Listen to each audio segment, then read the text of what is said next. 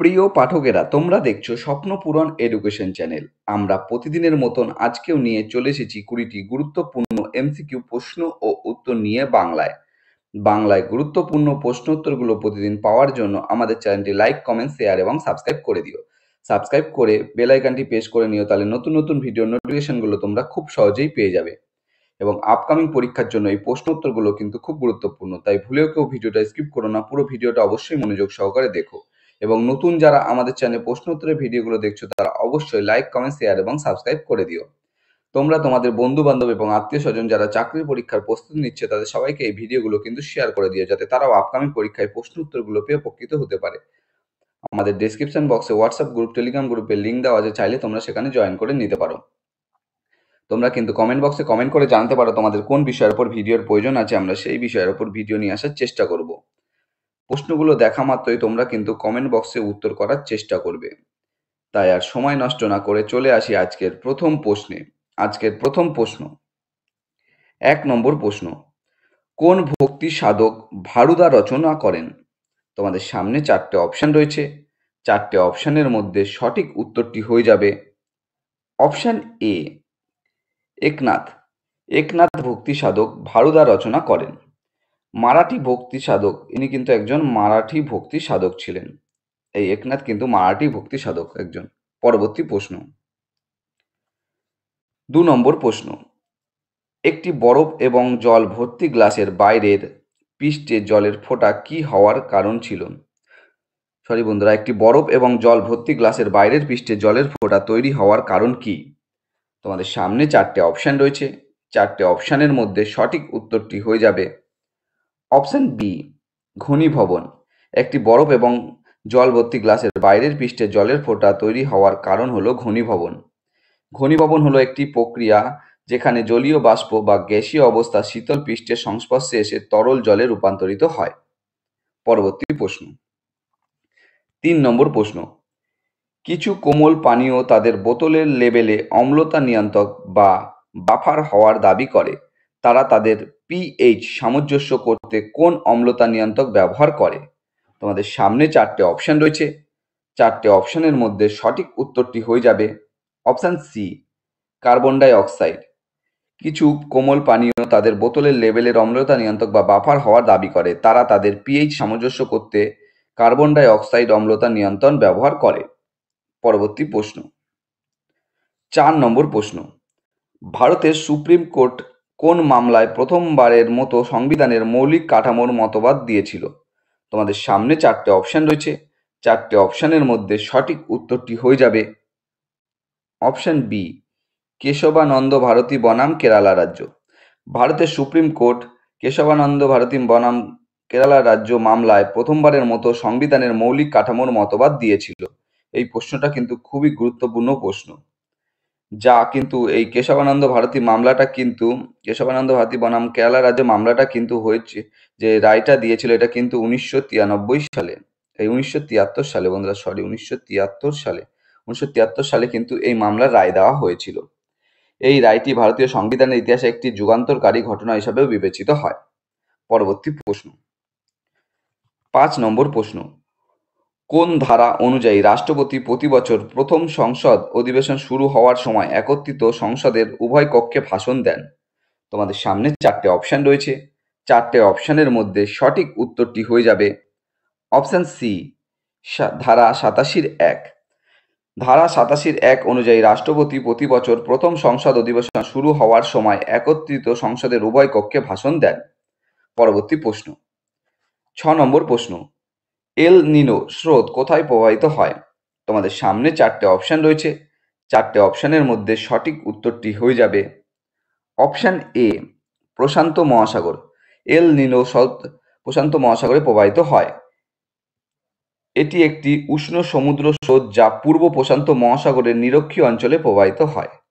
পরবর্তী প্রশ্ন, 7 নম্বর প্রশ্ন, ক্রিকেট পিচের একই প্রান্তে স্ট্যাম্প এবং পপিং ক্রিজের মধ্যে দূরত্ব কত?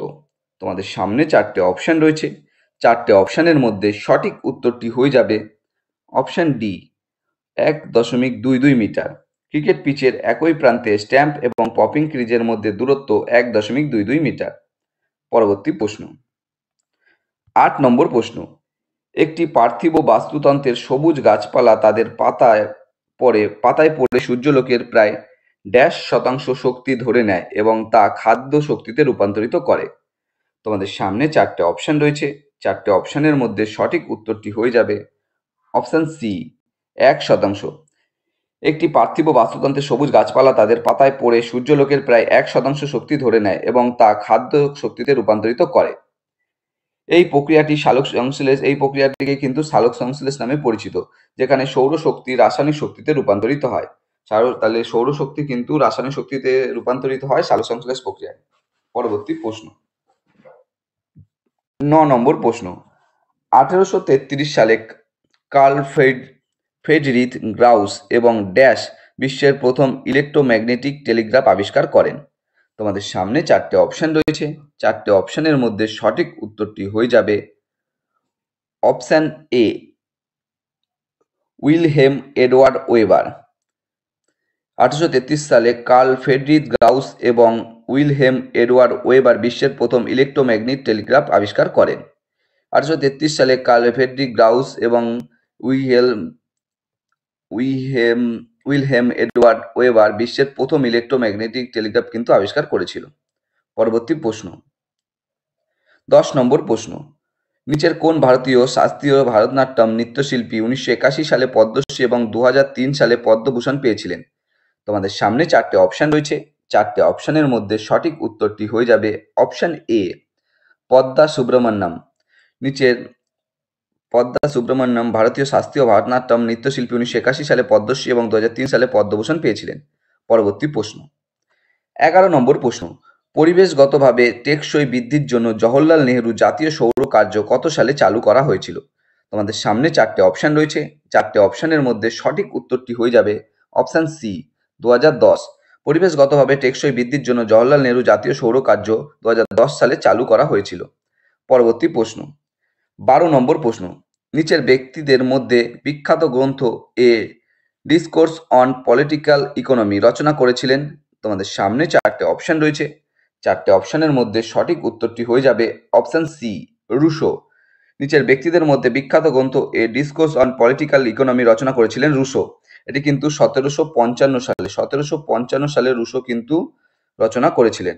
পরবর্তী প্রশ্ন 13 নম্বর প্রশ্ন, শ্রী অমরনাথ যাত্রা জন্য ভারতীয় সেনাবাহিনী 2025 সালের নিরাপত্তা অভিযানের নাম কি? তোমাদের সামনে 4টে অপশন রয়েছে। 4টে অপশনের মধ্যে সঠিক উত্তরটি হয়ে যাবে অপশন বি, অপারেশন কবচ। শ্রী অমরনাথ যাত্রার জন্য ভারতীয় সেনাবাহিনী 2025 সালের নিরাপত্তা অভিযানের নাম অপারেশন কবচ। পরবর্তী প্রশ্ন 14 নম্বর প্রশ্ন, কোন সরকারি সংস্থা আর্থিক জালিয়াতি ঝুঁকির নির্দেশক চালু করেছে? তোমাদের সামনে 4টে অপশন রয়েছে।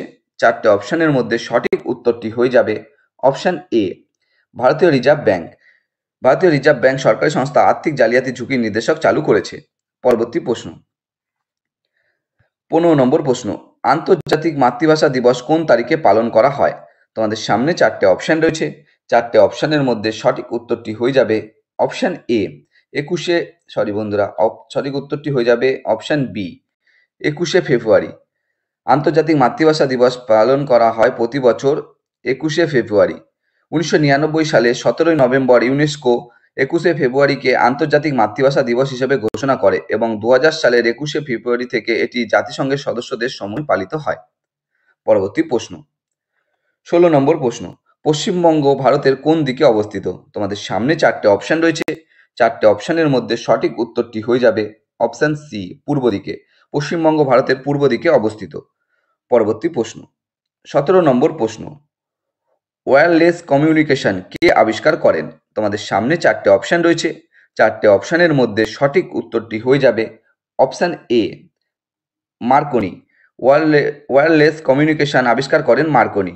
পরবর্তী প্রশ্ন 18 নম্বর প্রশ্ন, পশ্চিমবঙ্গের দোসর বলা হয় কোন রাজ্যকে? তোমাদের সামনে 4টে অপশন রয়েছে। 4টে অপশনের মধ্যে সঠিক উত্তরটি হয়ে যাবে অপশন ডি, ত্রিপুরা। পশ্চিমবঙ্গের দোসর বলা হয় ত্রিপুরা রাজ্যকে। পরবর্তী প্রশ্ন 19 নম্বর প্রশ্ন, কোন হরমোন চোখের তারারন্ধ্রকে প্রসারিত করে? তোমাদের সামনে 4টে অপশন রয়েছে। 4টে অপশনের মধ্যে সঠিক উত্তরটি হয়ে যাবে option B, adrenaline. Adrenaline hormone চোখের তারারন্ধ্রকে প্রসারিত করে। পরবর্তী প্রশ্ন, 20 নম্বর প্রশ্ন এবং আজকের শেষ প্রশ্ন, কত সালে কলকাতায় মেট্রো রেল চালু হয়? তোমাদের সামনে 4টে অপশন রয়েছে। 4টে অপশনের মধ্যে সঠিক উত্তরটি হয়ে যাবে অপশন ডি, 1984 সালে। 1984 সালে কলকাতায় মেট্রো রেল চালু হয়। এটি কিন্তু 1984 সালে 24শে অক্টোবর কিন্তু চালু হয়েছিল এবং এটি প্রথম চলেছিল কিন্তু এক্সপ্ল্যানেড থেকে ভবানীপুর পর্যন্ত। বন্ধুরা, তোমাদের জন্য আজকে এই 20টাই প্রশ্ন উত্তর ছিল। 20টে প্রশ্ন উত্তরের মধ্যে তোমরা কটি সঠিক উত্তর দিতে পেরেছো অবশ্যই কমেন্ট বক্সে কমেন্ট করে জানিও। এবং প্রশ্ন উত্তরগুলো পেয়ে যদি তোমরা উপকৃত হয়ে থাকো অবশ্যই আমাদের চ্যানেলটি লাইক, কমেন্ট, শেয়ার এবং সাবস্ক্রাইব করে দিও। সাবস্ক্রাইব করে বেল আইকনটি প্রেস করে নিও, তাহলে নতুন নতুন ভিডিও নোটিফিকেশনগুলো তোমরা খুব সহজেই পেয়ে যাবে। এবং তোমরা তোমাদের বন্ধু বান্ধব, আত্মীয় স্বজন যারা চাকরি পরীক্ষার প্রস্তুতি নেয় তাদের সবাইকে কিন্তু এই ভিডিওগুলো শেয়ার করে দিতে পারো। এবং তোমরা এখনো পর্যন্ত যারা আমাদের চ্যানেলটি লাইক, কমেন্ট, শেয়ার এবং সাবস্ক্রাইব করেনি তারা অবশ্যই লাইক, কমেন্ট, শেয়ার এবং সাবস্ক্রাইব করে দিও। তোমরা আমাদের কমেন্ট বক্সে কমেন্ট করে জানাতে পারো তোমাদের কোন বিষয়ের উপর ভিডিওর প্রয়োজন আছে, আমরা সেই বিষয়ের উপর ভিডিও নিয়ে আসার চেষ্টা করব। তোমরা সবাই কিন্তু সুস্থ থেকো, ভালো থেকো। দেখা হবে আবার পরবর্তী একটি নতুন ভিডিওতে। ধন্যবাদ।